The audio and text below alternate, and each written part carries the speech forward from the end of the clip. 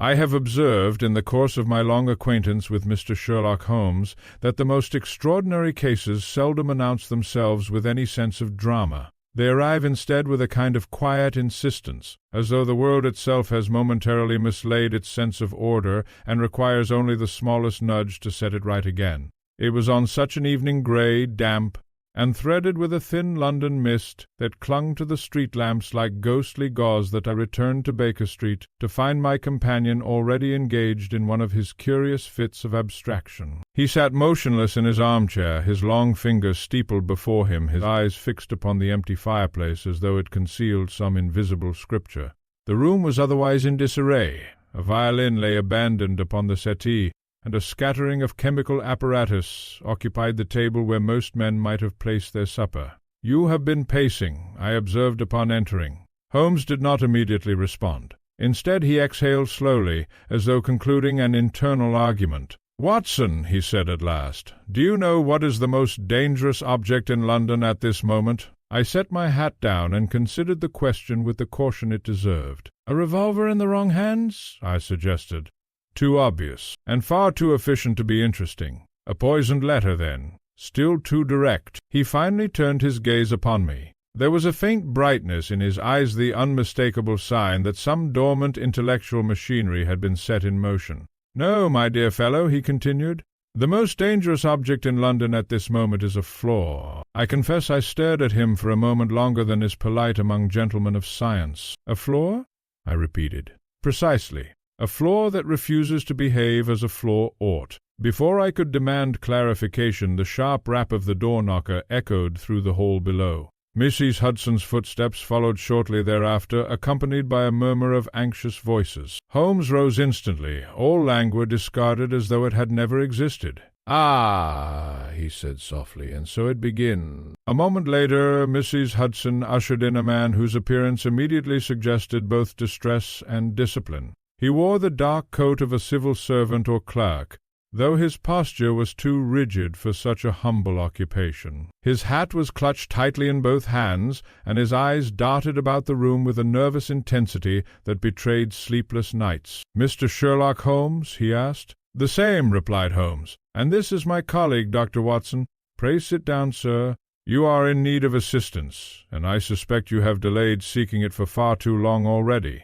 The man obeyed, though with evident reluctance, as though the act of sitting might somehow confirm the reality of whatever burden he carried. "My name," he began, "is Mr. Edmund Harrow. I am employed at the Inland Records Office." Holmes nodded faintly, as though the occupation itself already explained something significant.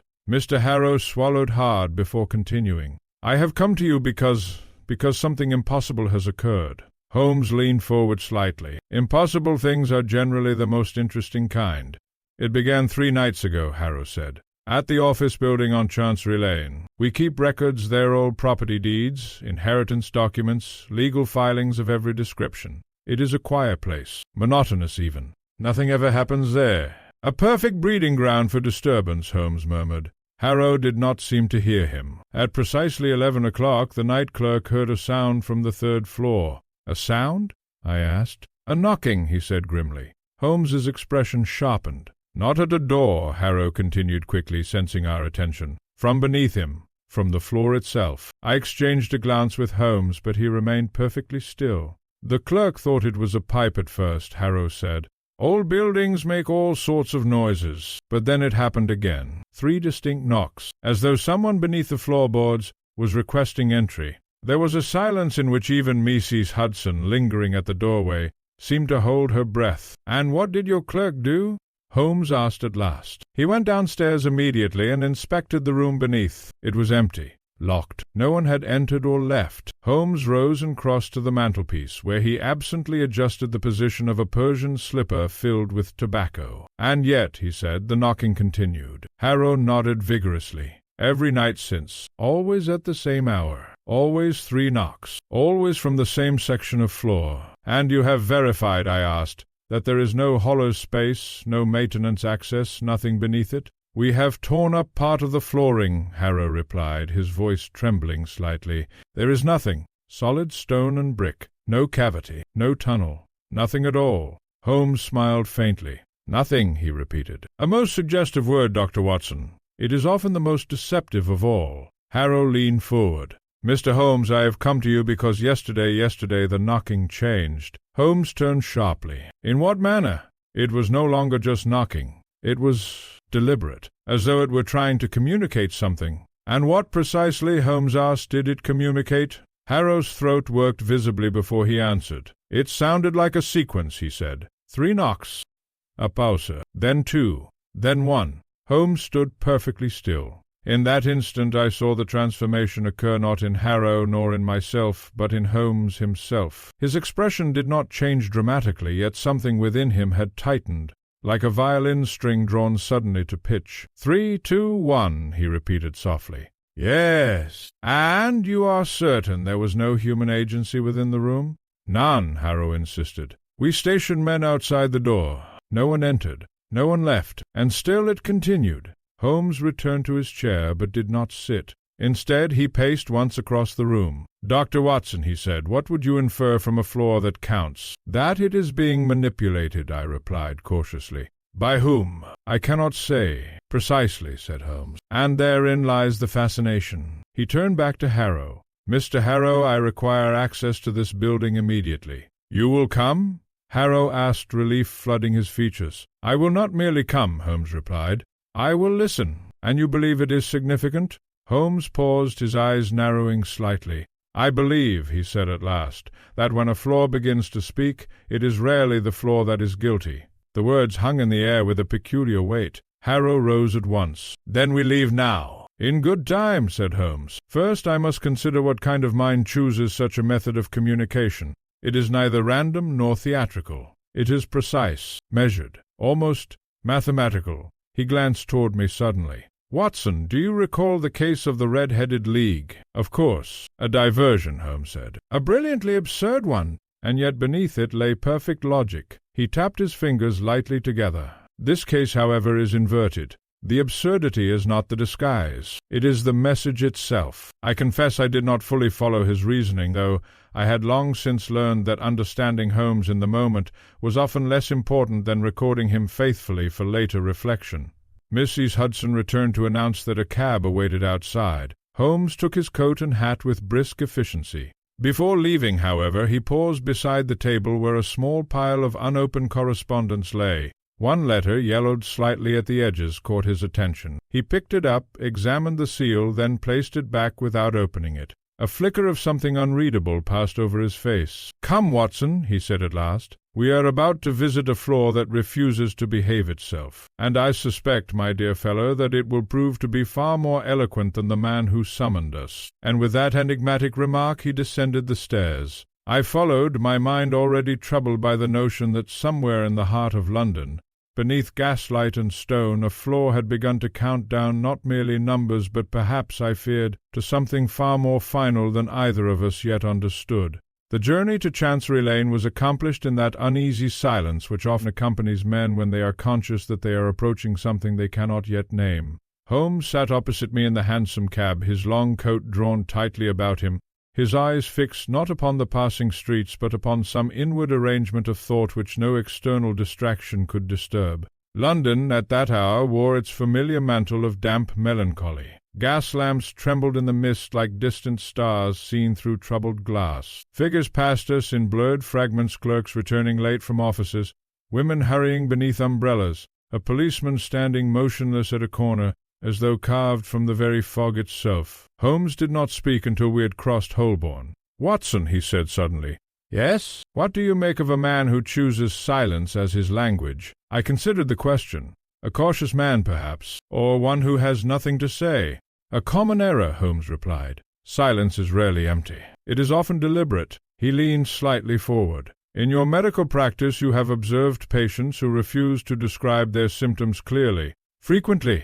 And yet the symptoms exist regardless of their articulation. Of course. Then consider, my dear fellow, said Holmes, that silence may itself be symptomatic. I was about to reply when the cab turned sharply into Chancery Lane and the Inland Records Office came into view. It was an unremarkable building at first glance, tall, soot-stained, and severe in its architecture. Its windows were narrow, as though even light entered under protest. Yet as I observed it more closely, I felt a subtle unease, though I could not at that moment determine its cause. Mr. Harrow was waiting at the entrance, his face drawn and pale, as though he had not slept since our earlier meeting. He greeted us with a hurried bow. "You have come quickly," he said. Holmes stepped out without delay. "Time is rarely an ally in matters of irregular acoustics," he replied. Harrow led us inside. The interior of the building was colder than I had expected. It carried that peculiar stillness peculiar to places where human voices are seldom raised above a whisper. Long corridors stretched into shadow, lined with iron-bound doors and shelves heavy with archival records. As we ascended the stairs, I became aware of a faint odor-dust ink and something else I could not immediately place. It was not unpleasant, but it carried an impression of age, as though the building itself had been breathing for longer than its occupants. The third floor was reached by a narrow staircase that creaked faintly underfoot. "It is here," Harrow said in a low voice. "The western chamber." Holmes raised a hand. "Before we enter, Mr. Harrow, I require one clarification." "Yes? Who first noticed the phenomenon?" "A night clerk named Bellingham." "And his character?" "Ordinary. Reliable. No imagination whatsoever." Holmes nodded thoughtfully. Men of no imagination are often the most trustworthy witnesses of the impossible. Without further comment he pushed open the door. The room beyond was large and sparsely furnished. Rows of filing cabinets stood like silent sentinels along the walls. A long table occupied the center, and above it hung a single gas lamp, its light subdued and yellowed by a glass shade. Holmes entered without hesitation. I followed more cautiously, my senses immediately alert. Nothing in the room appeared disturbed. No signs of intrusion, no broken fixtures, no visible irregularity. And yet, as I stepped further inside, I felt again that faint unease, an impression rather than a fact, as though the room itself were holding its breath. Holmes walked slowly across the floorboards. Then he stopped. "Dr. Watson," he said without turning, "do you hear anything unusual?" I listened carefully. At first nothing, only the faint ticking of the clock on the far wall, and the distant sound of London moving beneath us like a restless sea. Then very faintly I heard it, a sound. 3 knocks. I stiffened instinctively. "Holmes." He raised a hand. We stood in silence. Again 3 knocks. Deliberate, measured. Then a pause. Then 2. Then 1. The sequence was unmistakable. My skin prickled beneath my collar. Harrow had gone pale. "There it is again." Holmes, however, remained perfectly composed. He moved toward the center of the room and knelt slowly, pressing his ear close to the wooden floor. For a long moment he remained in that position. Then he rose. "Well," he said calmly, "it is certainly not imagination." Harrow exhaled sharply. "You see, then—" "I see," Holmes interrupted, "only that a sound is being produced. The question is how." He tapped the floor lightly with his foot. "Solid," he murmured. Then again, in a slightly different position. "Also solid." He moved methodically across the room, testing various sections of flooring with precise, almost musical rhythm. I observed him carefully. It was a habit of mine to watch Holmes during such moments, for even when his deductions were not yet spoken, they were often visible in the smallest shifts of his posture. At length he straightened. "Mr. Harrow," he said, "you mentioned that part of the flooring was removed." "Yes." "Here, near the east corner." Holmes crossed immediately to the indicated area. The floorboards there were newer than the rest, their color slightly mismatched, their edges imperfectly aligned. He examined them closely. Then he smiled. It was not a smile of amusement, but of recognition. "Interesting," he said softly. "What is it?" I asked. Holmes did not answer immediately. Instead, he turned his attention to the gas lamp above us. "Watson," he said at last, "do you recall your studies in physiology regarding sound conduction through solid materials?" "Yeah." "And do you recall that sound may travel in ways not immediately apparent to the observer?" "Certainly." "Then consider this room not as a chamber but as an instrument." I frowned. "An instrument?" "A resonance structure, one capable of transmitting vibrations in a controlled manner." Harrow looked bewildered. "You mean someone is beneath us?" Holmes shook his head. "No." He paused. "Or rather, not beneath in the sense you imagine." He knelt again, placing his palm flat upon the floor. Then, in a sudden motion, he pressed firmly against a specific plank. A faint hollow sound responded not from below, but from somewhere lateral. Holmes's eyes sharpened instantly. "There," he said. He stood and tapped the wall adjacent to the floor. The sound changed slightly, then again further along. He turned to me. "Watson, what do you hear now?" I listened. 3 knocks. But this time the sound was clearer, more structured. Less like intrusion, more like intention. Holmes stepped back slowly. "It is not beneath the floor," he said quietly. Harrow blinked. "Then where?" Holmes raised a finger. "Above it." We all looked upward instinctively. The ceiling was high, wooden-beamed, unremarkable. Holmes continued, his voice calm, precise. "Or rather," he said, "within the structure itself. The building is speaking through its own skeleton. I felt a chill that had nothing to do with the temperature of the room." "That is impossible," I said. "Is it?" Holmes replied gently. "Or merely unexpected?" He walked slowly to the center of the room again. "Mr. Harrow," he said, "how many men have access to the architectural plans of this building?" "Only the office superintendent and the maintenance engineer." "And where are they now?" "Both present in the building." "Excellent," said Holmes. "Then we shall require them shortly." Harrow hesitated. "You believe this is deliberate?" Holmes's eyes narrowed slightly. "I believe," he said, "that someone is using the very bones of this building as a signaling device." He turned toward me. "And I believe, Watson, that the sequence we have heard is not random at all." He paused. "It is instruction." A silence followed. Then once again the floor or the walls or the structure itself responded. 3 knocks. But this time I noticed something I had not before. A faint echo. Not repetition, reinforcement, as though somewhere else in the building another source had answered. Holmes stood very still, and for the first time since our arrival I saw something in his expression that I could not immediately interpret. Not surprise, not concern, but anticipation. "Watson," he said softly, "I think we are no longer dealing with a mystery confined to a room." He turned toward the door. "We are dealing with a system." And with that he strode out, leaving us in the uneasy silence of a room that had just begun, quite unmistakably, to learn how to speak. I have often thought that the true danger of Sherlock Holmes's mind lay not in its conclusions, but in the speed with which it dismantled the familiar world and rebuilt it into something unrecognizable. A room to him was never merely a room, it was a structure of intention. A silence was never empty, it was arranged. Thus it was that we left the western chamber not in confusion, but in pursuit of a theory already taking shape in his mind, though, as yet, unspoken in full. Holmes moved briskly through the corridors of the Inland Records Office, his steps echoing with purpose. Mr. Harrow followed close behind, pale and unsettled, while I brought up the rear, notebook in hand, though I confess I had not yet found anything worthy of recording beyond impressions, cold stone, flickering gaslight, and that strange sensation of being observed by the building itself. We were met at the foot of the staircase by a man of heavy build and stern expression, introduced as Mr. Caldwell, the office superintendent. Beside him stood a thinner individual with ink-stained fingers and nervous eyes, identified as Mr. Larkin, the maintenance engineer. Holmes studied them both with a glance that seemed to weigh not only their appearance, but the unseen histories behind their posture and clothing. "You are aware," Holmes said without preamble, "that your building is communicating." Caldwell gave a short, dismissive laugh. "Communicating? It's an old structure, sir. It creaks, it settles. That is all." Holmes nodded. "And yet it counts." Larkin shifted uneasily. "Counts?" Holmes's eyes sharpened.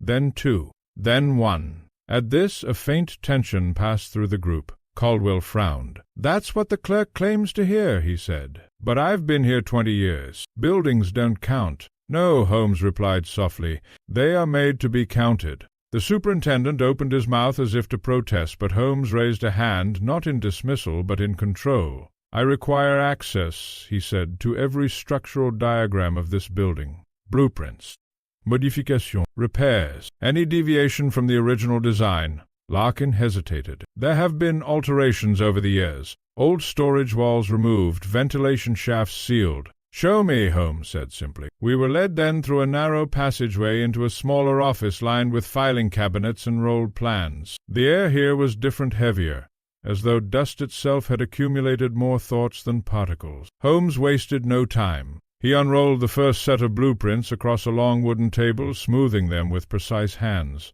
I leaned beside him, observing as lines and annotations spread before us like a frozen map of intent. For several minutes he said nothing. Then, softly, Caldwell crossed his arms. "What is?" Holmes did not look up. "This section here, third floor, western chamber. Yes, it does not align perfectly with the structural supports beneath it." Larkin leaned in nervously. "It was reinforced during renovations 15 years ago.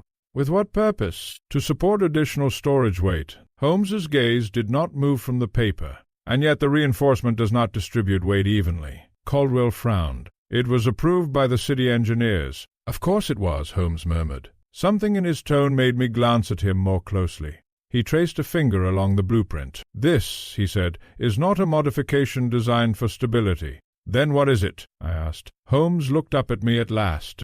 The word hung in the air. Larkin gave a nervous laugh. "A conduit for what?" Holmes folded the blueprint with care and set it aside. "Sound," he said. We descended then. Holmes insisted upon inspecting the building from its lowest accessible point. A trapdoor behind the maintenance office led us into a narrow stairwell of stone that spiraled downward into the foundation. The air grew colder with each step, the light dimmer, and the silence deeper. Even Harrow, who had until now maintained a professional composure, appeared increasingly disturbed. "It has never been used for anything but storage," Larkin said as we descended. "Coal mostly, old furniture, nothing unusual." Holmes said nothing. At the bottom of the stairwell we entered a vast substructure, arched stone supports, damp walls, and long forgotten corridors that seemed to extend beyond practical necessity. It was not a basement in the ordinary sense. It felt more like the skeleton of the building laid bare. Holmes paused. "Stop!" he said suddenly.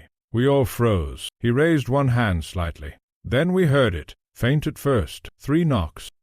But here, in the depths of the structure, the sound was different. Not above us, not below us, all around. I felt it in my chest more than I heard it with my ears. Larkin paled. "That's impossible down here.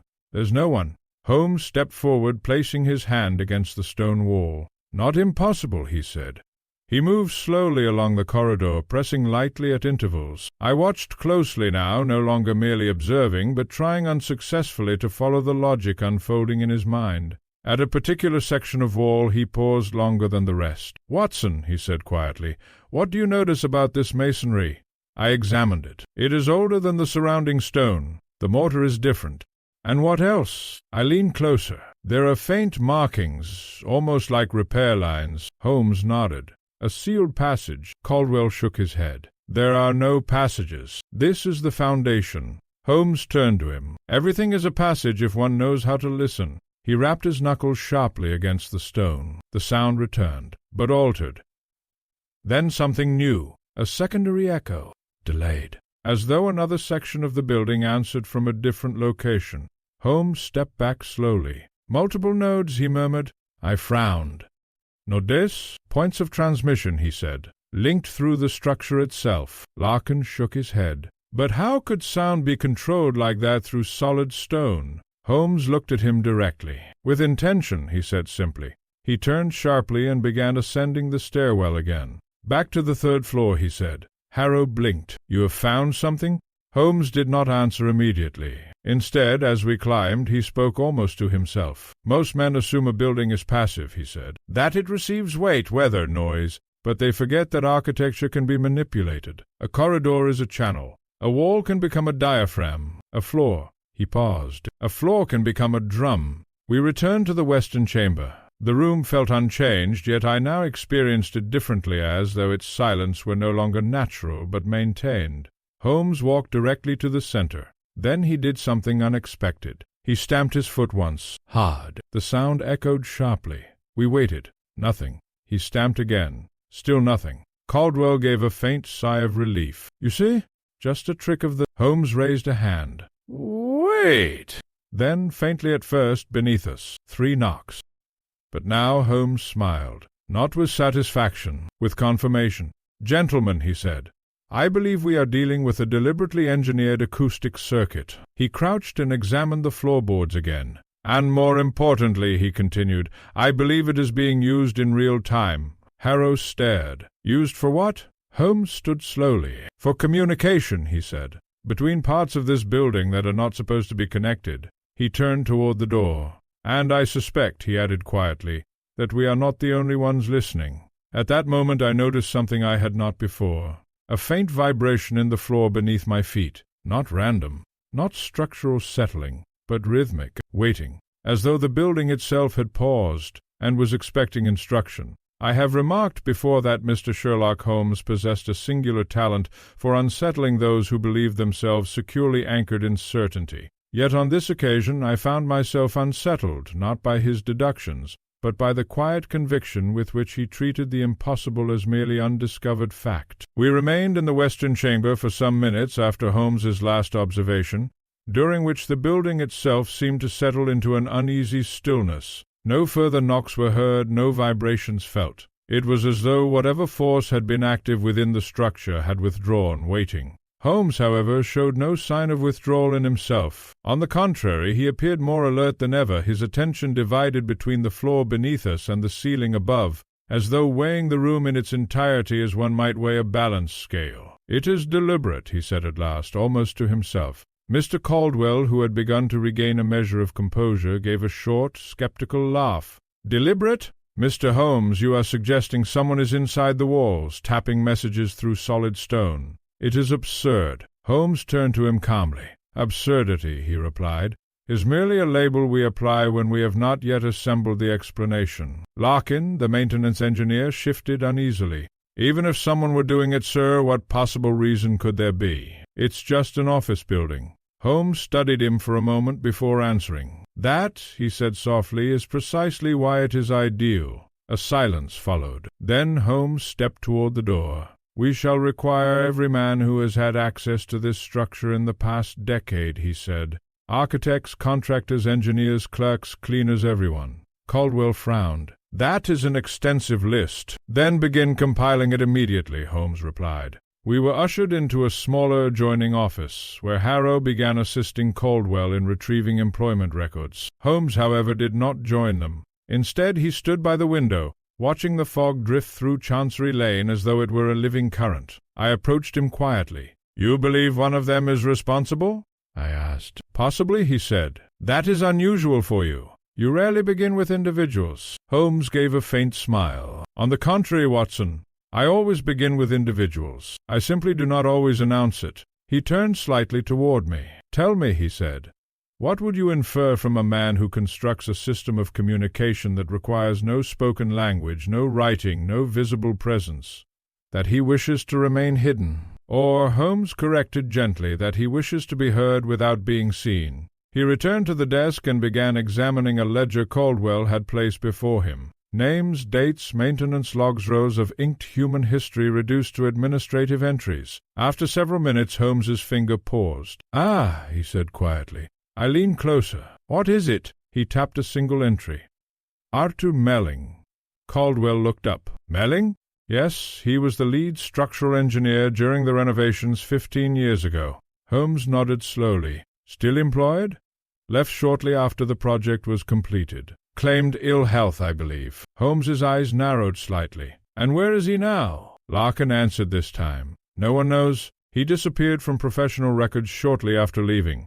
Some said he went abroad." Holmes closed the ledger. "Oh," he said. He remained closer than expected. A faint unease passed through the room. Harrow spoke hesitantly. "You think he is involved?" "I think," Holmes replied, "that he understood this building in a way no one else did." He turned sharply. "Watson, come with me." We descended once again into the lower structure, this time accompanied by Larkin and Harrow. Caldwell remained above to continue the records search. As we walked, Holmes explained in a low voice. Melling was not merely a structural engineer. He was known for unconventional approaches to acoustics. There were reports, never officially verified, that he experimented with sound transmission through masonry. "Why would anyone do that?" I asked. Holmes glanced at me briefly. "For communication over distance without detection," he said. We reached the substructure once more. This time Holmes moved with greater purpose, no longer testing randomly, but following a pattern only he seemed to perceive. He led us down a narrower corridor than before, one that curved slightly to the left, where the stonework appeared older and less refined. He stopped abruptly. "Here," he said. The wall before us was unremarkable at first glance, yet Holmes studied it intently, tracing faint irregularities in the mortar. Then he knocked lightly. 3 taps. We waited. Nothing. Holmes tried again, altering the rhythm slightly. Again no response. Larkin frowned. Perhaps the system is inactive now. Holmes shook his head. It is waiting for the correct input. He stepped back. Then, unexpectedly, he turned to Harrow. "Mr. Harrow," he said, "what time did you first hear the knocking?" 11 sharp, Harrow replied. "And always since then?"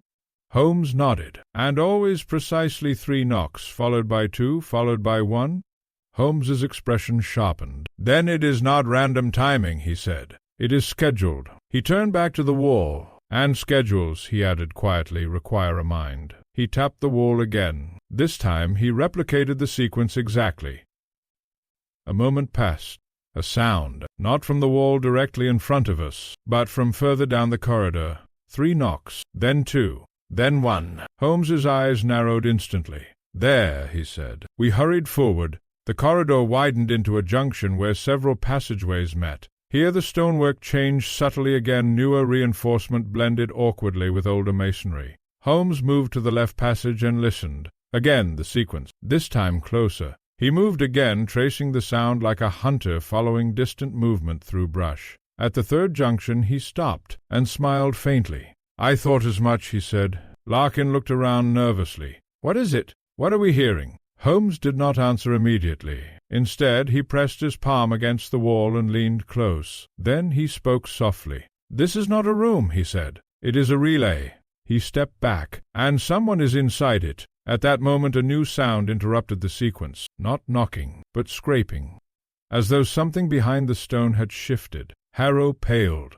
"There's someone trapped?" Holmes shook his head slowly. "No," he said. "Someone is moving." He turned sharply toward the passage. "And I believe," he added, his voice now colder, "we have just disturbed the first suspect." Without another word he stepped into the corridor ahead, leaving us to follow, as the building itself seemed to tighten around us, no longer merely a structure of stone and mortar, but something far more deliberate and far less passive than any of us had yet understood.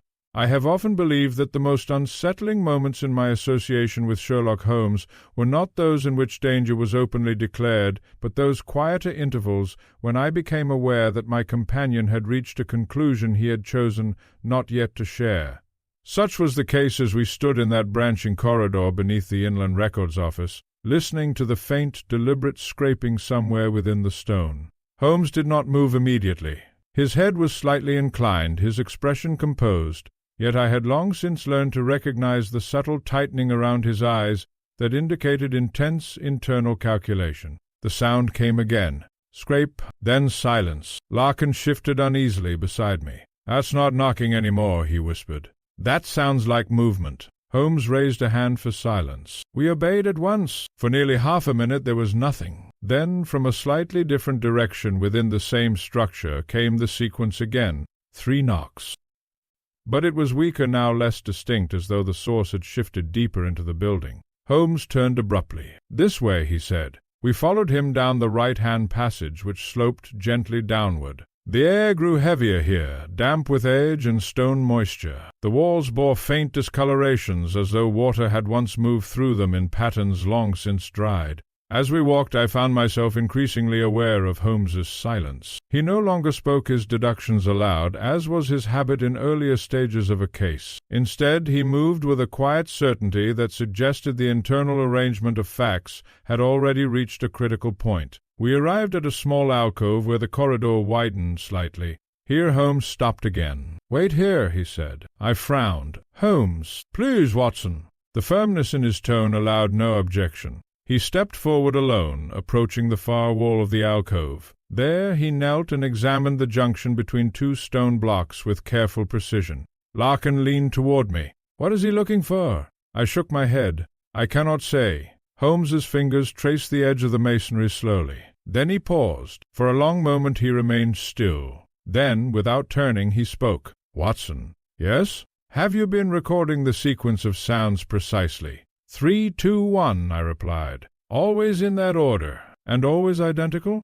"As far as I can tell." A faint silence followed. Then Holmes said something that surprised me. "No." I frowned. "No?" He rose slowly. "It is not always identical," he said quietly. Larkin blinked. "But we've heard it several times now." "It's always the same pattern." Holmes turned toward him. "The pattern, yes," he said, "but not the spacing." I hesitated. "The spacing?"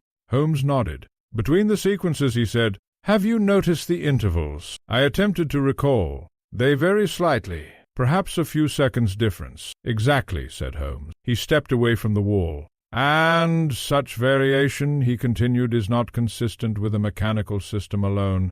Caldwell's voice echoed from behind us as he descended into the corridor, having apparently followed our trail. "Mechanical? Mr. Holmes, you are now suggesting machinery beneath the building?" "I am suggesting," Holmes replied evenly, "that there is coordination, and coordination requires control." Caldwell scoffed. "Or coincidence." Holmes glanced at him briefly. "Coincidence," he said, "rarely repeats itself with such discipline." He turned back toward the wall. Then something unusual occurred. Holmes reached into his coat and withdrew a small pocket watch. He examined it briefly, then closed it again without comment. Yet I noticed, because I was watching him closely, that he did not return it to his pocket immediately. Instead, he allowed it to remain in his hand for several seconds longer than necessary. A small detail, but Holmes did nothing without reason. We proceeded deeper. The corridor narrowed again, becoming more confined. The sound of our footsteps changed, the stone beneath us now slightly uneven, as though the foundation had shifted in some forgotten era and never fully settled. Then, abruptly, Holmes stopped. "This is it," he said. Before us stood a section of wall that differed subtly from the rest. At first glance it appeared identical stone, mortar, aged surface. Yet Holmes observed it with a focus that suggested recognition rather than discovery.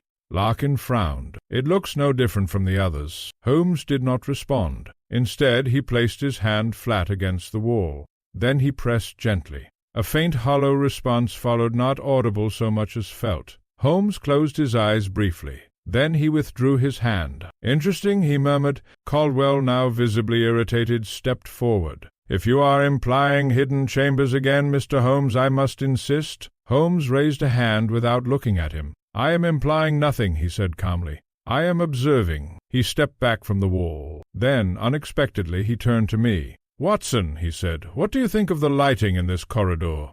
I blinked. "The lighting?" "Yeah, it is dim, uneven. Gas lamps at intervals, though poorly maintained." Holmes nodded. "And would you say it is sufficient for accurate inspection of structural detail?" I glanced around. "Not ideally, no." "Precisely," Holmes said. Then he said nothing more. Instead, he turned away and walked several paces down the corridor, where he stopped again and stared at the floor. I began to feel a growing sense of unease. Holmes's attention had shifted in a manner I could not yet interpret. He was no longer following the sound. He was following something else entirely. Caldwell spoke again. "Mr. Holmes, if you have no immediate explanation, I must ask what exactly you are attempting to prove." Holmes did not look up. "I am attempting," he said, "to determine what is absent." That answer, though characteristic of him, left Caldwell visibly frustrated. Larkin, however, appeared more unsettled than before. "Absent?" he repeated.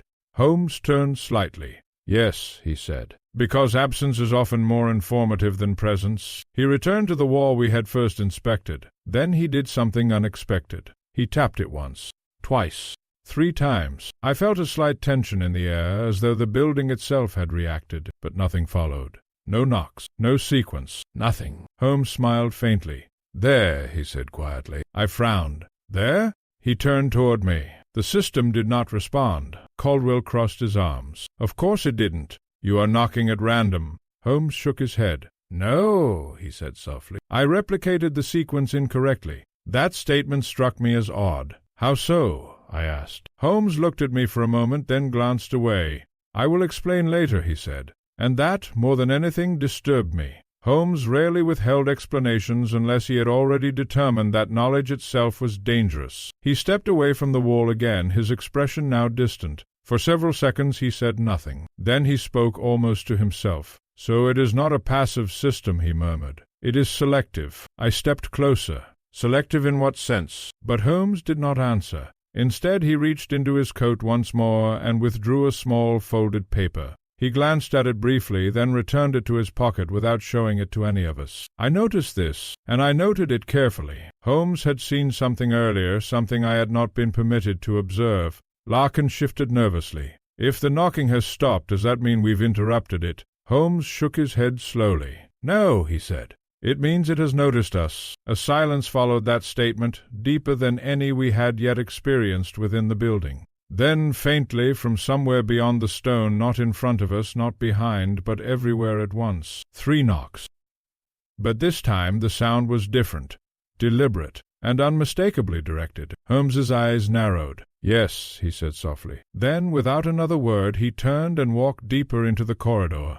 And I realized with a growing sense of unease that I could not dispel that whatever hidden mechanism we had disturbed had now begun to answer back. There are moments in investigation when the mind no longer feels as though it is observing events, but rather being drawn into them subtly, inexorably, as though some unseen current has begun to carry both thought and body in the same direction. It was with this uneasy sensation that I followed Holmes deeper into the subterranean passages of the Inland Records Office. The corridor ahead had become narrower still, the stonework older, rougher, and more irregular. Here the architecture no longer bore the clean, disciplined hand of Victorian construction, but something earlier, heavier, more utilitarian, and strangely reluctant in its geometry, as though it had been carved under protest. Holmes moved without hesitation. Caldwell, Harrow, and Larkin followed in a cluster behind us. The superintendent's earlier skepticism had given way to something more cautious. Larkin's unease had deepened into visible agitation, and Harrow, though still attempting to maintain composure, kept glancing over his shoulder as though expecting the building itself to pursue us. We had not gone far when Holmes suddenly halted. "Stop," he said sharply. We obeyed at once. For a moment there was only silence.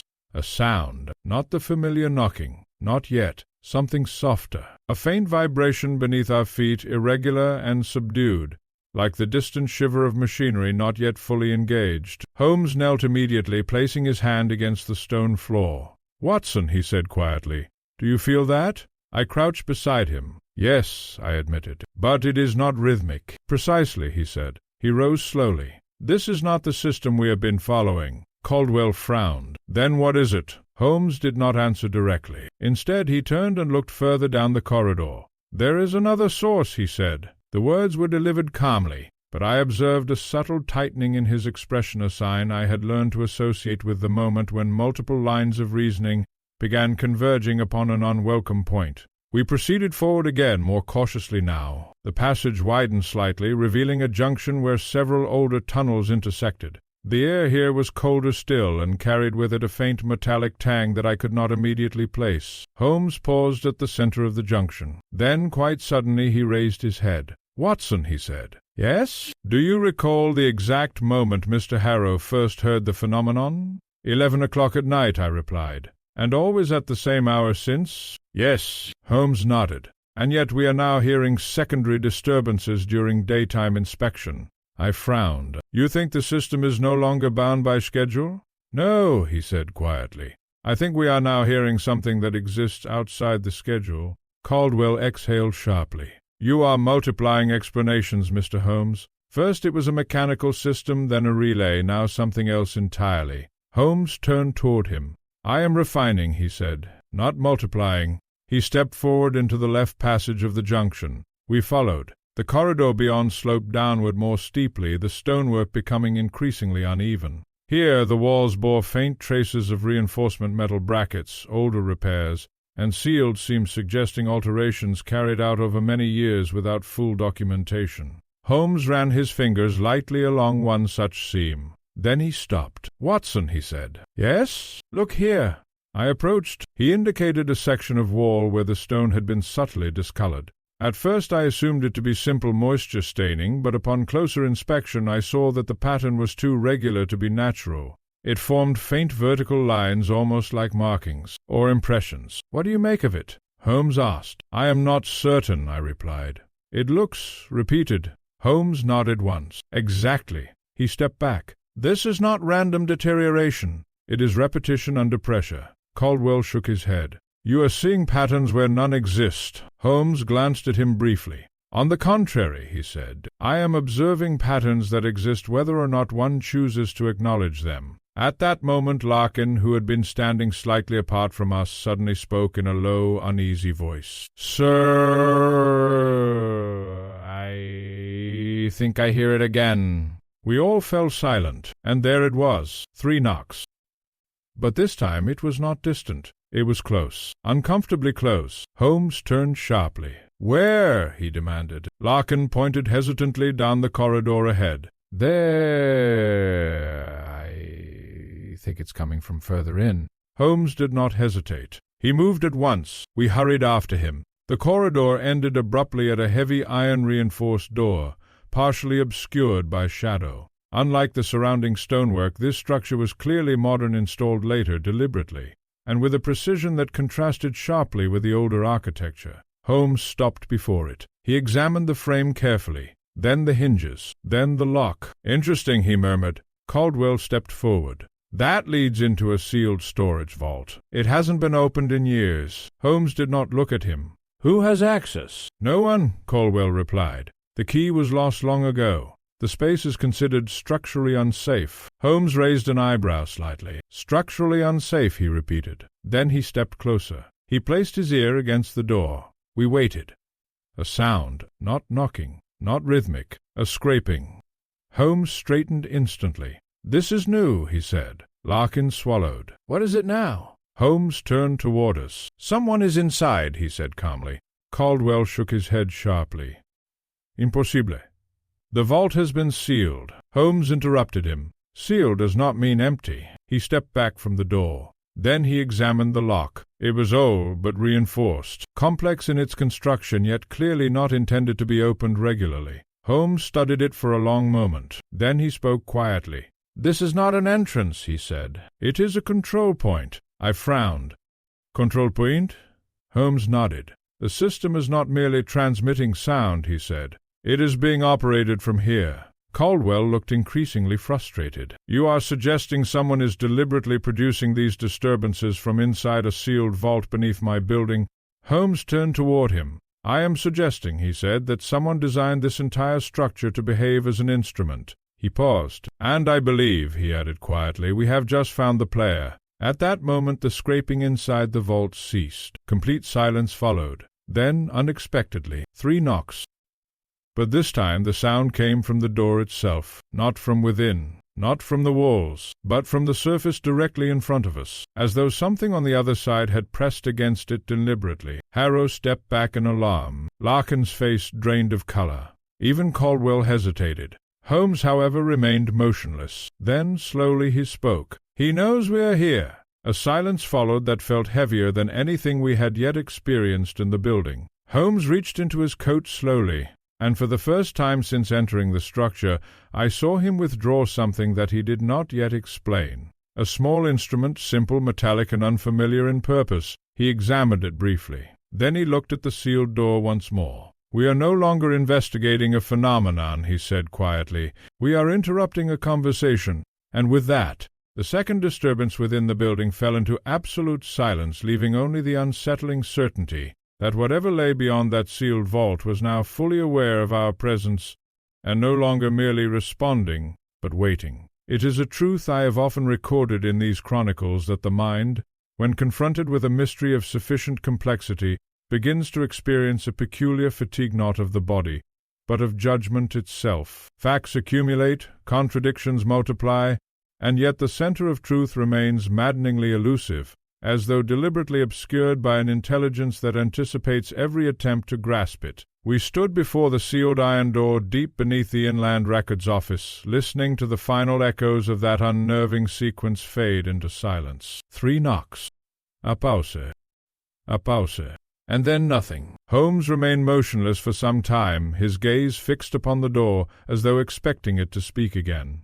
The small metallic instrument he had withdrawn from his coat rested in his hand, though he had not yet used it. Behind us Caldwell shifted uneasily. "This is becoming ridiculous," he muttered. "A locked storage vault, and you speak as though it were a living intelligence." Holmes did not look at him. "Ridiculous," he said calmly, "is often merely the first label assigned to phenomena that have not yet been properly observed." Larkin, pale and visibly unsettled, spoke in a low voice. "Sir."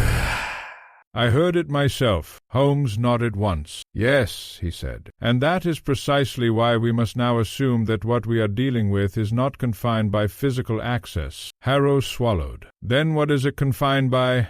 Holmes turned slightly. "Design," he replied. A silence followed that word heavier than before. Holmes stepped back from the door and examined the corridor behind us. "Watson," he said quietly, "what do you observe about the structure of this passage compared to the upper levels?" I looked around carefully. "It is older, less uniform. The stonework is inconsistent, and there are reinforcement marks as though sections were modified after construction." Holmes nodded approvingly. "Exactly," he said. "Now consider this. Why would a building require multiple phases of structural modification in its foundations rather than its upper floors?" Caldwell frowned. "Renovations, repairs, utility expansions, fragmentation," Holmes interrupted. We all turned to him. He continued, "When modifications are made without a unified plan, structure ceases to be a structure and becomes a patchwork." He gestured lightly toward the corridor walls. "And patchworks," he added, "are exploitable."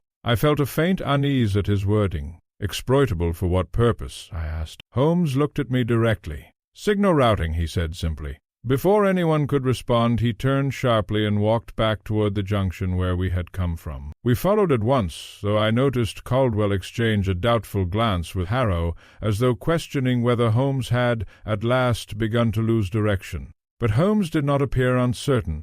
On the contrary, his pace had quickened. We returned to the earlier corridor where the faint discoloration in the stone had been observed. Holmes stopped at the marked section and placed his hand against it once more.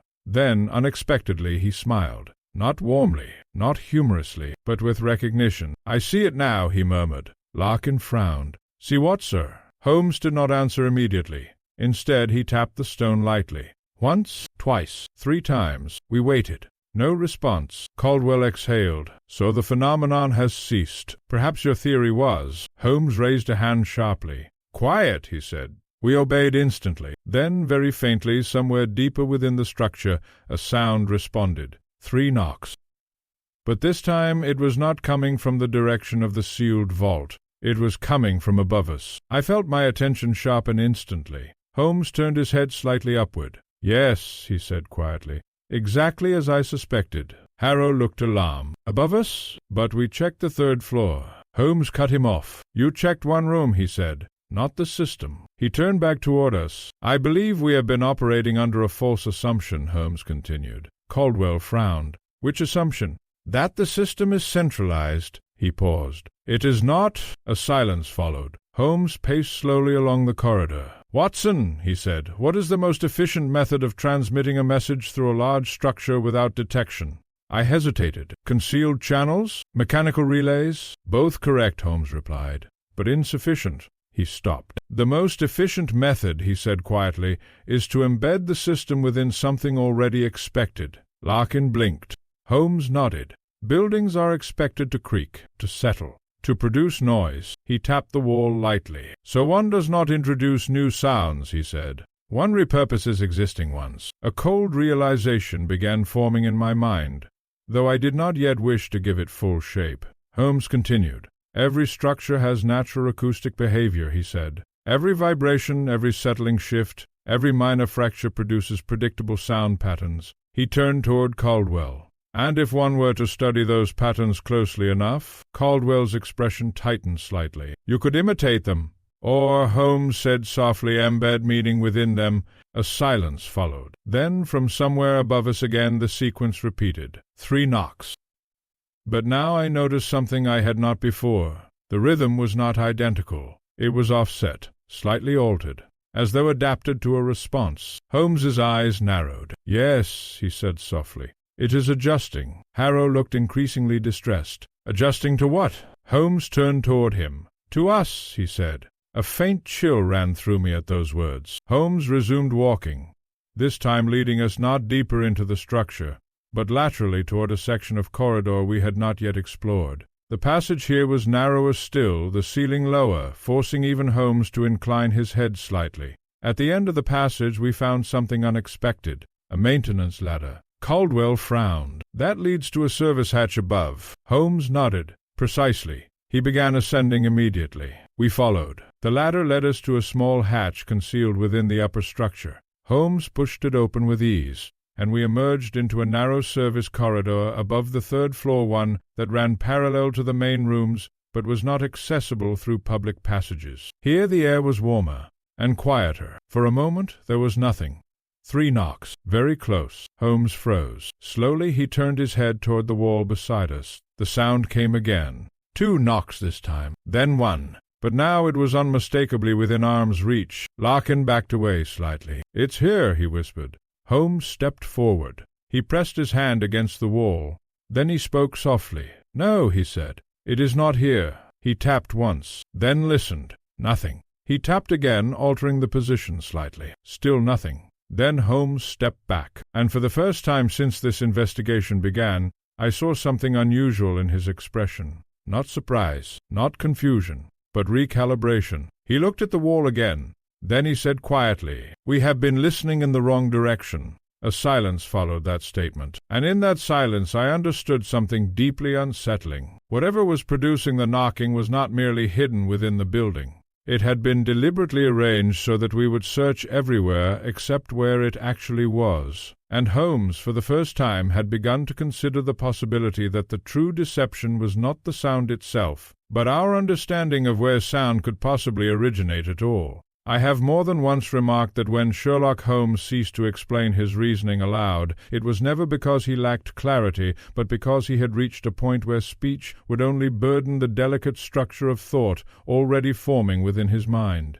It was in such a state that we now found him. We stood in the narrow service corridor above the 3rd floor, the air close and still, the faint smell of old plaster and dust clinging to the dim gaslight that flickered in its iron bracket. The knocking had ceased again, leaving behind an oppressive silence that felt almost more deliberate than the sound itself. Holmes remained facing the wall for several moments. Then he exhaled slowly. "We have been reactive," he said at last. None of us spoke. He turned slightly toward us. "That is the error," he continued. "We have treated the phenomenon as something to be followed, responded to." Caldwell, who had now begun to look both irritated and anxious in equal measure, crossed his arms. "And what else are we supposed to do?" he demanded. "The entire building seems to be involved in some kind of trick." Holmes glanced at him briefly. "It is not a trick," he said. "It is a structure of intent." That word again, intent. It hung in the air like an accusation directed at the building itself. Holmes began to pace slowly along the corridor.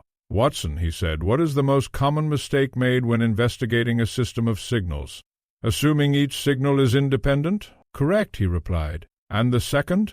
"That they are random." Holmes nodded. "And the third?" I hesitated. "That they are meant to be interpreted as they appear."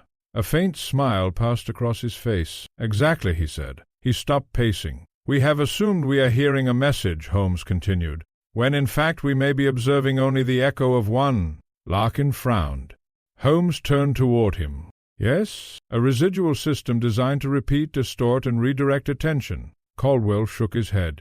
"This is becoming more and more theoretical. You are describing ghosts in architecture."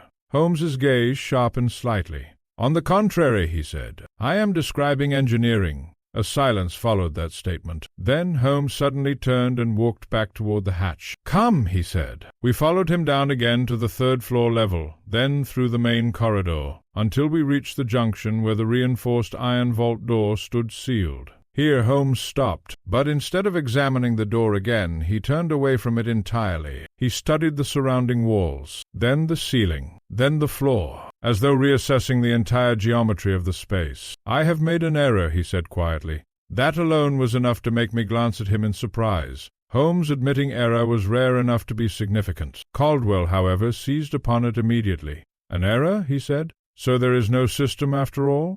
Holmes did not look at him. "There is a system," he said, "but I have misidentified its orientation." He stepped toward the center of the junction. "We assume vertical layering," he continued, "but that assumption is based on human construction logic." He looked up. "And yet not all systems within a structure obey construction logic." He paused. "Some obey usage." Larkin frowned. "Usage?" Holmes nodded. "Movement patterns, traffic flow, repetition of human behavior within a space." A faint tension began to build in his voice, not urgency, but precision sharpening into something more focused. "Tell me," he said, "how does sound travel through a building that is constantly occupied?" I answered cautiously. "Through vibration in the structure, air displacement, impact transmission." "Yes," Holmes said. "And what dominates those transmissions?" "Human activity," I replied. Holmes nodded. "Exactly." He turned sharply toward Caldwell. "How many staff occupy this building during operational hours?" "Dozens," Caldwell replied. "And how many at night?" "Very few. Only security and a clerk." Holmes nodded again. "And when is the phenomenon most consistent?" "At night," Harrow said quietly. Holmes smiled faintly. "Yes," he said, "when the noise floor is lowest." A pause. Then he added, "And when subtle signals are least likely to be masked." A silence followed that felt heavier than before. Holmes reached into his coat and withdrew the small metallic instrument I had seen earlier. Only now did I notice it properly. A compact device, carefully machined, with a dial and a thin pointer. Caldwell frowned. "What is that?" Holmes did not answer immediately. Instead, he adjusted the dial slightly. Then he pressed it gently against the wall. We waited. At first nothing, then a faint vibration, not audible this time, tactile. Holmes closed his eyes briefly. "Yes," he murmured. He moved the device along the wall slowly. The vibration changed, then intensified, then shifted direction. Holmes opened his eyes. "I was correct," he said softly. Caldwell stepped forward. "Correct about what?" Holmes turned toward him. "That the system is not confined to structural cavities," he said. "It is embedded in the interaction points." I frowned. "Interaction points?" Holmes nodded. "Places where people pause." He gestured toward the junction. "This is not a passive corridor," he said. "It is a behavioral node." Larkin looked increasingly confused. "But why would anyone design something like that?" Holmes's expression darkened slightly. "That," he said, "is the correct question." He turned away. "And I believe," he added quietly, "we now know enough to stop observing and begin intervening." Caldwell frowned. "Intervening in what exactly?" Holmes looked at him directly. "In the conversation," he said. A silence followed. Then Holmes did something unexpected. He placed the device into his pocket, and then he spoke, not to us, but to the building itself. "Enough," he said calmly. There was no response. He waited, then repeated slightly louder. "Enough." This time somewhere above us. 3 knocks. But Holmes nodded once, as though receiving confirmation. "Yes," he said quietly. "As expected." He turned toward us. "It is time," he said, "to stop listening." Caldwell frowned. "Then what do you propose?" Holmes's eyes sharpened. "To speak back." A silence followed that statement. Even I felt something shift in the atmosphere, not physical, but psychological, as though the building itself had registered a change in intent. Holmes moved toward the corridor leading back toward the service hatch. "We will relocate to the western chamber," he said. "We will establish a controlled acoustic interruption point." Larkin blinked. "Controlled what?" Holmes did not slow. "A disruption," he said simply. Caldwell followed, still uncertain. "And that will achieve what?" Holmes paused at the threshold of the corridor. "It will force the system," he said quietly, "to reveal its operator." And then, without further explanation, he continued walking. I followed him, already sensing that whatever plan Holmes had formed was no longer merely investigative in nature.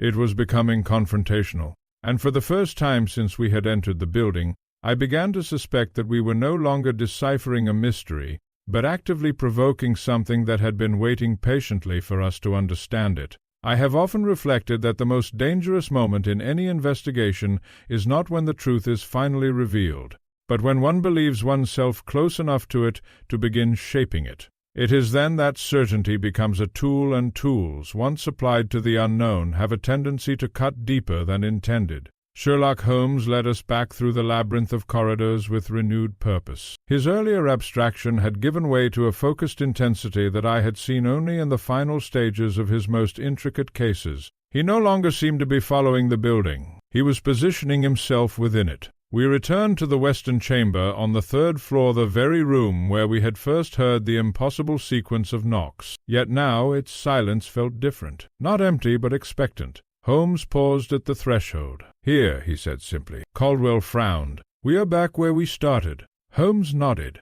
"Yes, but we are no longer the same observers." He stepped inside. We followed. The room was unchanged in appearance: filing cabinets, long table, single gas lamp casting its subdued yellow light, but I now noticed subtle details I had previously overlooked. The slight irregularity in the floorboards, the uneven spacing of wall fixtures, the faint asymmetry in the ceiling beams. Holmes moved directly to the center of the room. "Watson," he said, "Do you recall my earlier remark regarding resonance? This room is not merely a chamber," he continued. "It is a node within a distributed system." He looked upward. "And systems," he added quietly, "respond to disruption." Larkin shifted uneasily. "You said something about a trap?" Holmes nodded. "Yes," he said, "but not ours." Caldwell exhaled sharply. "Then whose?" Holmes did not answer immediately. Instead, he walked slowly to the eastern side of the room and placed his hand against the wall. Then he spoke. "Whoever built the acoustic system within this structure," he said, "did not intend it to remain undisturbed." He turned toward us. "They intended it to be used." A silence followed that statement. Then Holmes moved to the center table and placed the small metallic instrument he had been carrying onto its surface. He adjusted its dial with precise movements, then stepped back. "What is that device?" I asked quietly. Holmes glanced at it. "A receiver," he said. "And an interrupter." Caldwell frowned. "For what purpose?" "To create imbalance," Holmes replied. He turned to us. "Every signaling system relies upon equilibrium. Transmission. Response." He paused. "If one disrupts response," he continued, "one forces deviation." Larkin looked increasingly uneasy. "Deviation from what?" Holmes's eyes narrowed slightly. "From intent," he said. At that moment, faintly at first, the familiar sequence began again. 3 knocks. But this time it was different. The sound did not seem to originate from any single direction. It appeared layered, as though echoing simultaneously through multiple points in the room. Holmes smiled faintly. "Yes," he murmured. "There it is." He stepped forward and pressed the device gently. A faint pulse of sound, emitted not audible in the traditional sense, but felt as a subtle pressure in the air. The knocking paused, then resumed, but altered. Irregular. Caldwell stepped back instinctively. "What are you doing?" Holmes did not look at him. "I am introducing noise into the system," he said calmly. "Noise?" "Yes," Holmes replied. "Interference." He adjusted the device again. The room seemed to vibrate faintly, not structurally, but perceptually, as though the atmosphere itself had become unstable. Then, unexpectedly, the knocking ceased entirely. Silence fell. A deep, absolute silence. Even Holmes paused. Then he spoke quietly. "Now," he said. We waited. For several seconds nothing happened.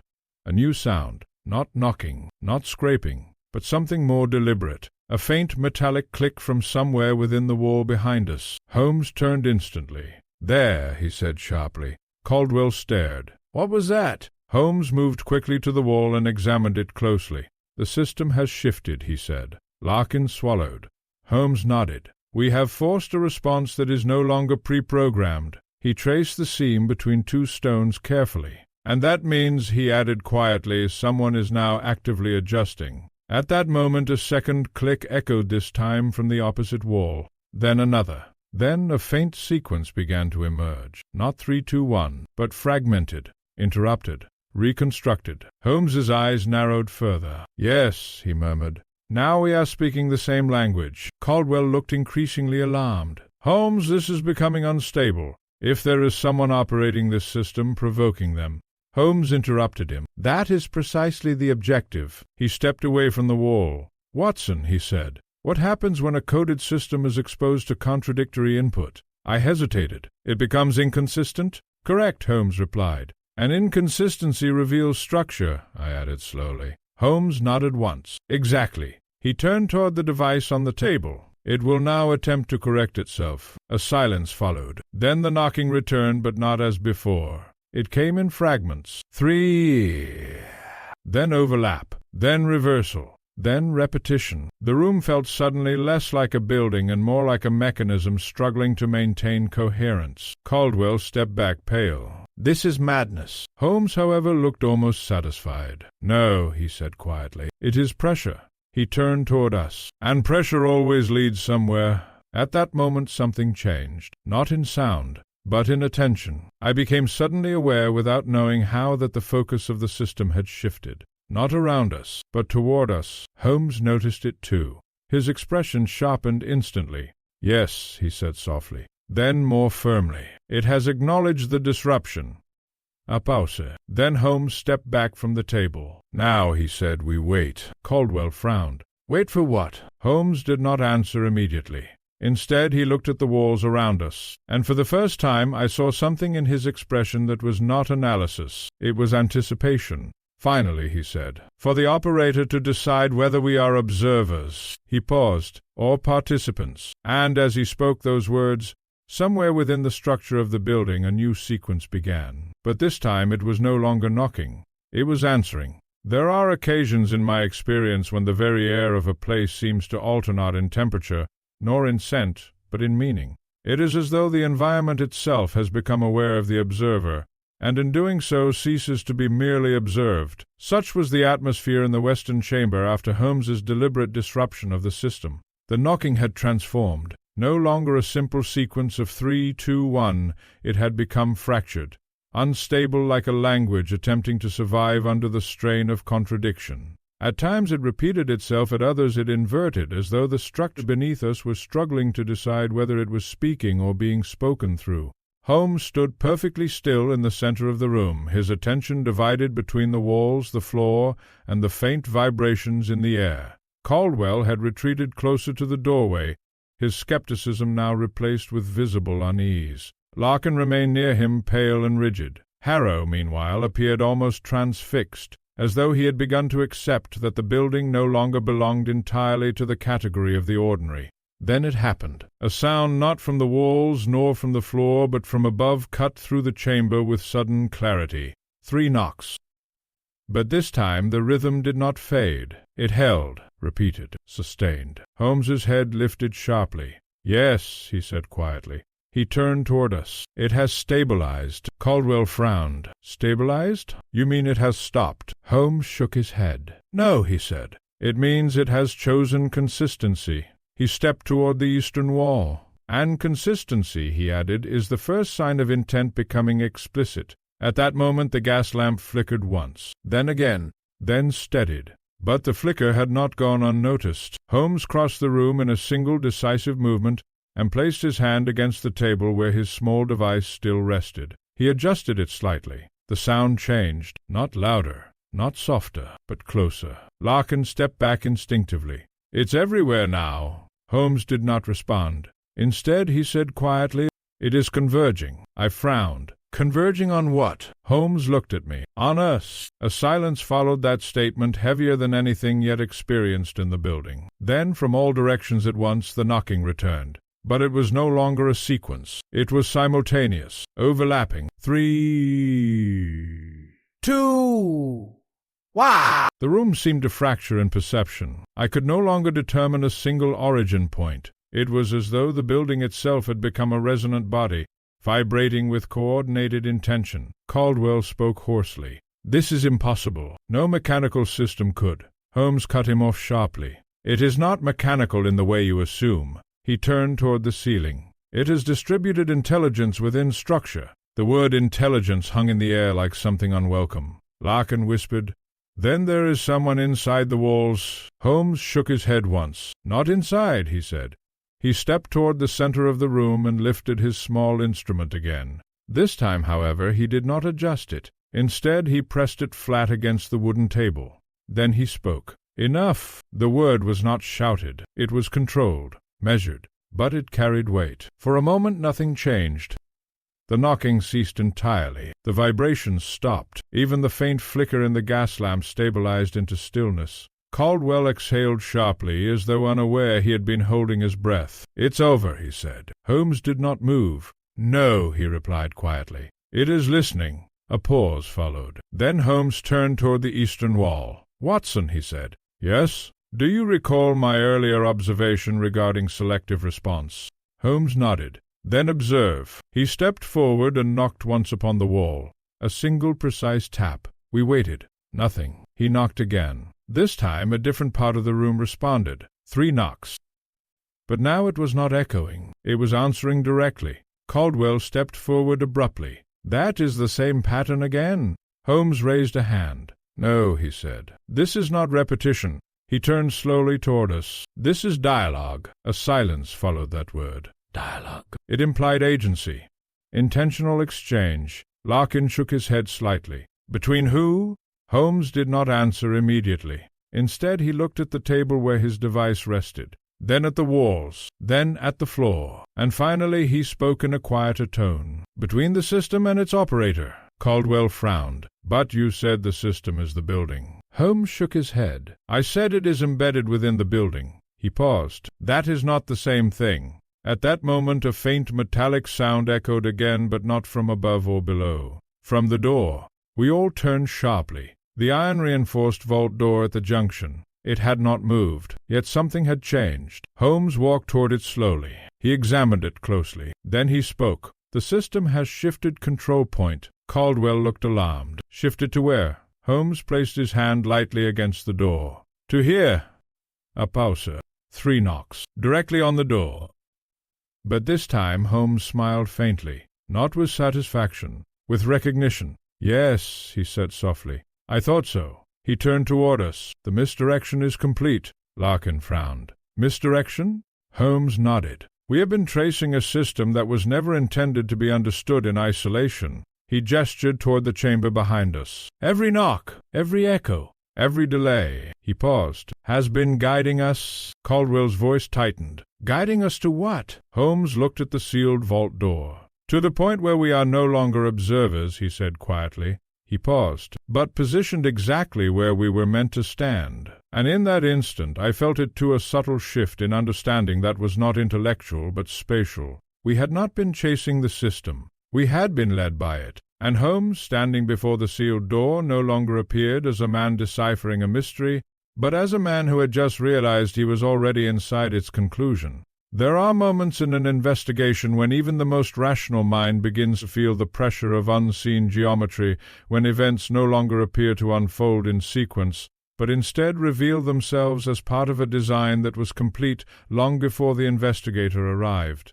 Such was the sensation that now gripped me as I stood in the western chamber, watching Sherlock Holmes remain motionless before the sealed iron vault door. The last sequence of knocks had not faded into uncertainty as before. It had concluded with precision deliberate, final, and unmistakably directed.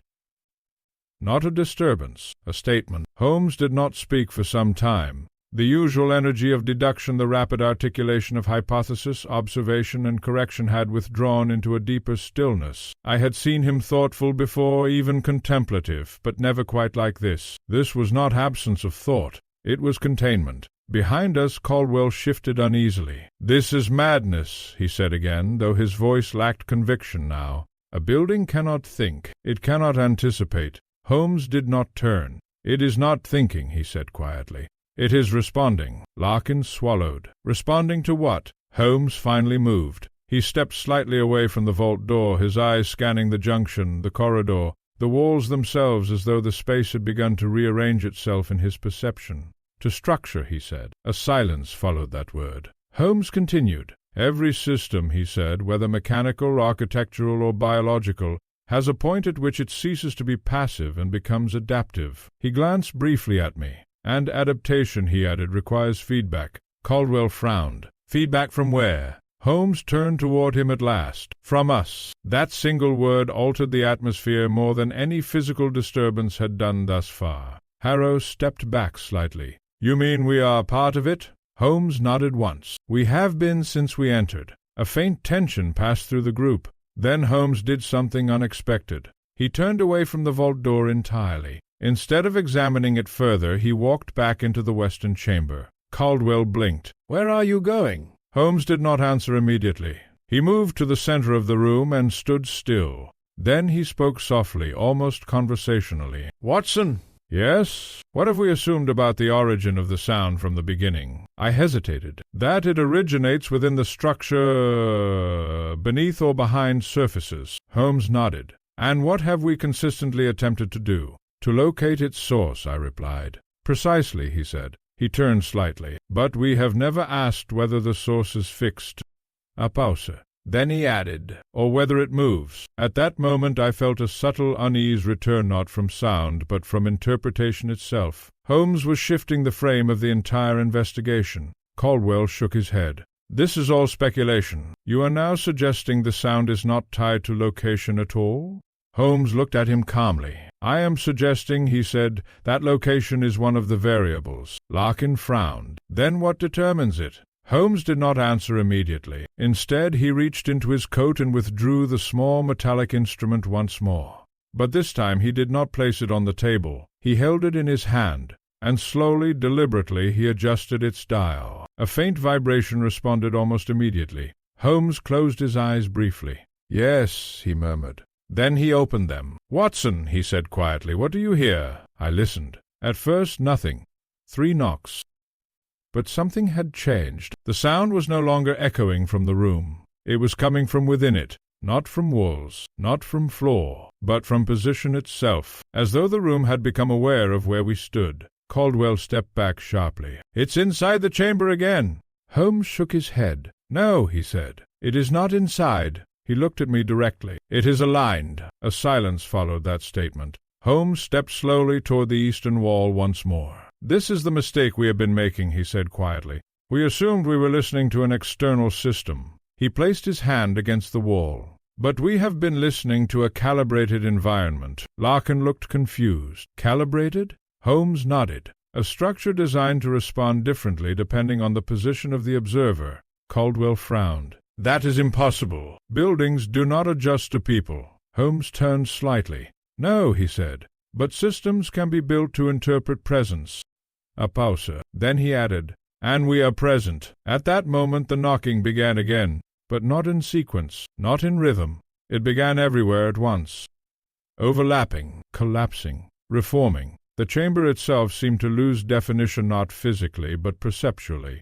I found it increasingly difficult to determine where one sound ended and another began. Holmes raised his hand. "Stop," he said. The sound ceased instantly. Absolute silence returned. Holmes exhaled slowly. Then he said something I had never heard from him in such a tone. "We are no longer outside the system." Caldwell looked at him sharply. "What does that mean?"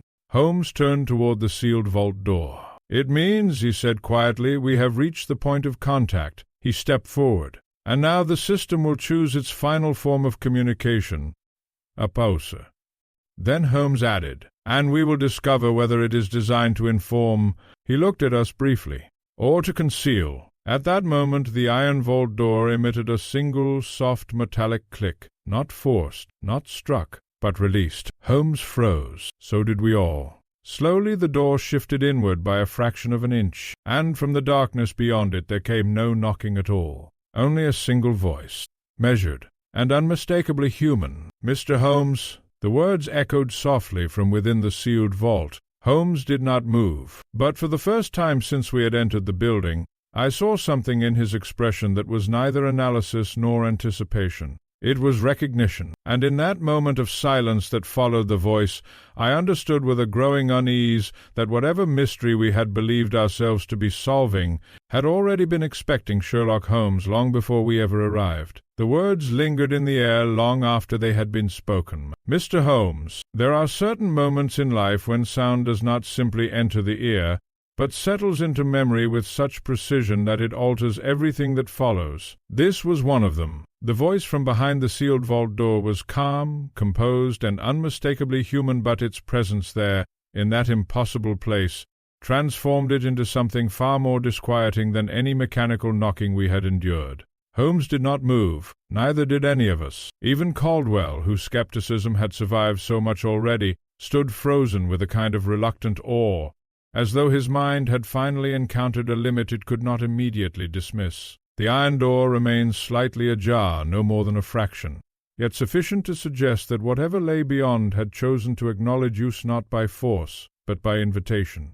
Then the voice spoke again. "You have done well to reach this point." Holmes finally exhaled, not in surprise, but in recognition. "Yes," he said quietly. "I suspected as much." He stepped forward. I followed instinctively, though some part of me wished I had not. The gap in the door revealed only darkness beyond, dense and unmoving, as though the space itself refused to be illuminated by the gaslight behind us. Holmes raised his hand slightly, not to open it further, but to steady its position. "Watson," he said without turning, "stay behind me." Then to the unseen speaker, "You chose an elaborate method of contact," the voice replied calmly. "It was necessary." Holmes nodded once, as though this confirmed something he had already suspected. "And the knocking?" he asked. "A filter," the voice said. "A filter?" Holmes repeated. "To separate those who hear from those who understand." A silence followed. Caldwell stepped forward slightly. "Who are you?" he demanded. "This is a government records facility. You have no authority here." There was a faint pause. Then the voice answered, still calm, "I have more authority here than you realize." Holmes raised a hand slightly without looking back. "Enough," he said softly.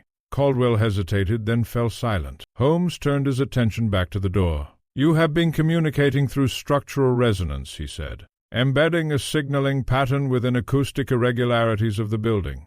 But unnecessarily complex." The voice responded almost immediately. "Not complex," it said. Holmes's eyes narrowed slightly. "Concealed from whom?" There was a pause. "From those who would destroy it." A faint tension entered the air. Holmes studied the darkness beyond the door. "Then you are not the architect of the system," he said quietly. "No," the voice replied. "I am its custodian." That word custodian hung between us. Holmes stepped closer. "And what," he asked, "is it that you are custodian of?" For the first time there was hesitation, a pause longer than before. Then the voice spoke again. "Information." Holmes nodded slowly. "Of course," he said. Caldwell frowned sharply. "Information? In a sealed vault beneath a records office?" Holmes did not look at him. "This entire structure," he said quietly, "is a concealment device." I felt a slight chill at that phrasing. Holmes continued. "Not for objects, not for people." He paused. "But for structured data encoded in spatial acoustics." Larkin blinked. "Encoded in sound?" Holmes nodded. "Yes," he said, "but not sound as we understand it." He turned slightly toward me. "Watson, what we have been hearing is not communication in the ordinary sense. It is indexing." The word struck me as oddly clinical. "Indexing?" I repeated. Holmes nodded again. "A system designed to retrieve, confirm, and verify stored information through patterned resonance." He looked back at the door. "And you," he said to the voice, "are the operator of that system?" A pause. Then the voice replied, "I maintain it." Holmes's expression remained steady. "And what happens when it is accessed improperly?" The voice responded after a moment. "It collapses." A silence followed that statement. Holmes turned slightly toward us, and for the first time since this investigation began, his tone carried something closer to urgency. "Gentlemen," he said quietly, "we are standing at the threshold of a controlled informational structure embedded within architecture itself." Caldwell shook his head. "This is absurd. You are describing a hidden data system in a government building designed a century ago." Holmes looked at him directly. "Are you so certain," he said calmly, "that what was designed a century ago cannot be more sophisticated than what we assume today?" That question silenced him. Holmes turned back to the door. "You used Holmes's presence as a trigger," he said quietly. A pause. Then the voice replied. Holmes nodded once. "I see." He stepped back slightly. "And the false patterns? The variations in timing?" "To attract your attention," the voice said. Holmes's eyes narrowed slightly. "And the escalation?" "A containment measure," the voice replied. "To ensure you reach this point." A silence followed that answer. I felt a subtle tightening in my chest. The implication was no longer that we had been observing a phenomenon. We had been directed through it. Holmes lowered his head slightly. "So," he said quietly, "this was never an investigation." "No," the voice replied. "It was verification." Holmes looked up sharply. "Verification of what?" The voice paused, then said, "That you would come." A silence fell so complete that even the building seemed to withdraw from us. Holmes stood motionless. Then he spoke very softly. "Come where?" The voice answered without hesitation. "Into the record." At that moment Holmes stepped back from the door, not in fear, but in understanding, and I saw clearly, unmistakably, that whatever he had deduced in the last few moments had shifted the entire nature of the case. He turned toward me. "Watson," he said quietly, "we are not dealing with a hidden mechanism." He paused. "We are dealing with a preserved system of intelligence." Caldwell stepped forward. "Preserved? That's impossible." Holmes did not look at him. "Not preserved in matter," he said, "but in structure." He turned back toward the vault. "And I believe," he added softly, "we have just been granted access." The iron door opened another fraction. The darkness beyond it remained absolute. But now, within it, something moved not physically visible but perceptible in the way silence itself can shift when it is no longer empty. Holmes took one step forward, then another. And as he crossed the threshold, I realized with growing unease that whatever lay beyond was not merely waiting for him, it had been prepared specifically in anticipation of his arrival. And for the first time in my life I followed Sherlock Holmes into a darkness that did not feel like absence, but like completion.